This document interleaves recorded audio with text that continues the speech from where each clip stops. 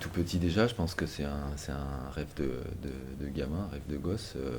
J'avais ces images-là en tête. Mon père m'a très tôt appris la nature sur des balades à la campagne et m'a fait voir ce qui pouvait exister en mammifère de la vie sauvage. Donc ça vient essentiellement de ça, je pense.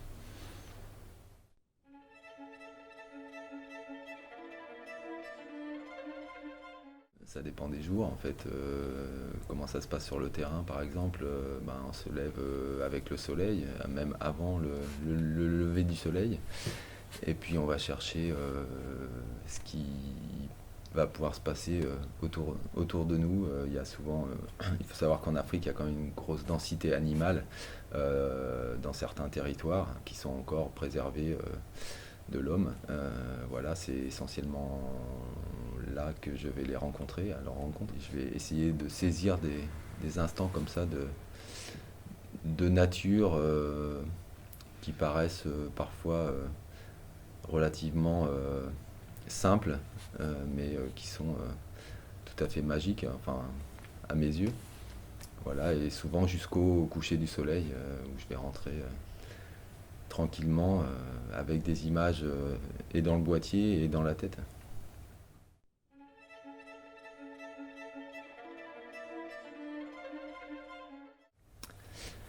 Pourquoi le choix exclusif du noir et blanc?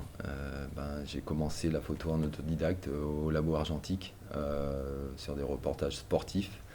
À l'époque, on me donnait que des Ilford HP5 du noir et blanc. Voilà, la couleur ça coûtait plus cher, donc j'avais que des films argentiques noir et blanc et j'ai appris beaucoup sur la lumière en développant et en tirant mes images sous l'agrandisseur dans la magie du révélateur et j'ai gardé ce goût pour le noir et blanc, pour le monochrome qui pour moi est l'outil avec lequel je m'exprime le mieux.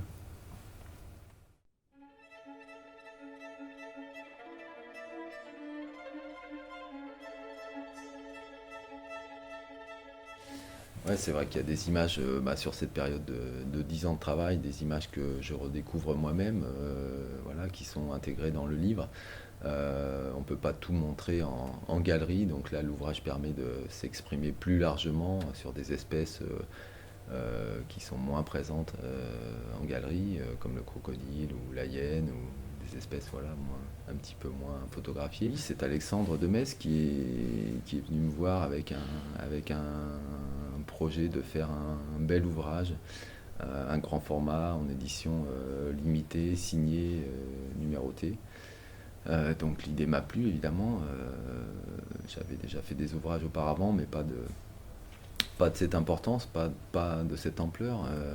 Voilà, donc l'idée était belle et la réalisation est à la hauteur du projet. Donc c'est quelque chose qui m'apporte une certaine fierté d'avoir pu réaliser ça avec les éditions Yellow Corner.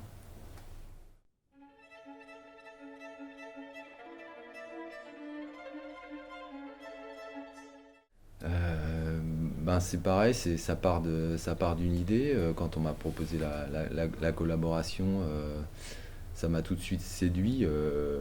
Je veux dire, l'idée de démocratiser le tirage photographique, de le rendre accessible au plus grand nombre, c'est quelque chose qui est